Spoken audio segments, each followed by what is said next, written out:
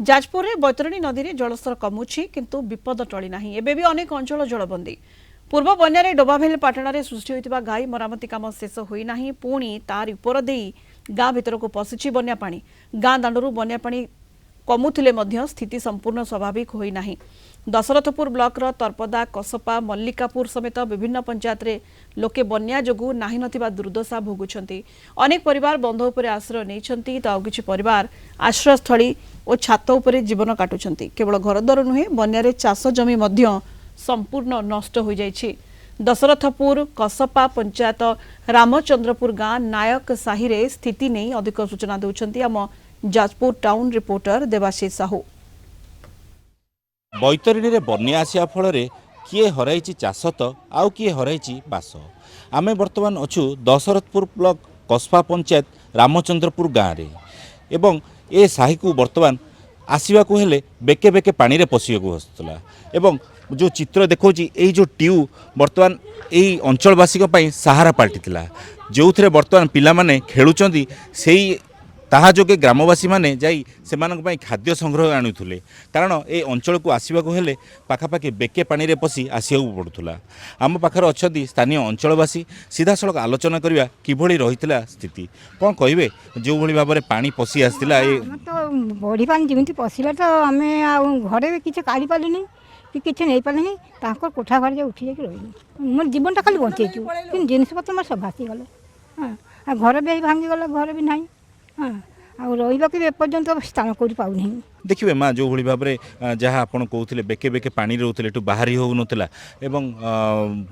जो ट्यू जोगे जाकि आपण जो छक मुंडरू बा खाद्य संग्रह करते किभली थिला अवस्था बहुत खराब है बाबा आम थिलु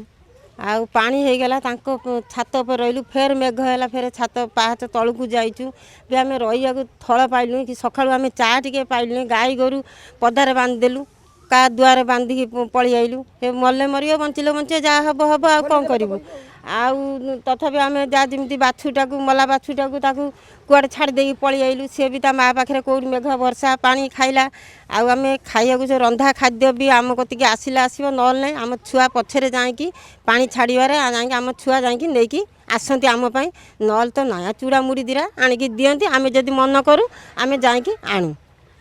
केते दिन हेलानी एमती भोक उपास रहउथिले कि 17 तारिख कतरू हम रहिछु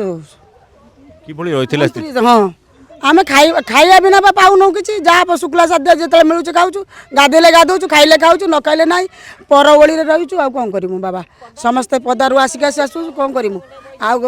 चाष जमी चली गला घर द्वारा चली गला सब चली गला ए पर्यंत प्रशासन केही आसी पहुँचले नहीं कहीं गोटे आसी जदि आहा कहू था कही आसी पारे आम टी द्वारा पुरुष पुओ जाकि आणती से खाऊ न ना पानी पानी माड़ी आसला किभली रहितला वर्तमान जो दिन किभली दुख कष्ट दिन काटी बहुत दुख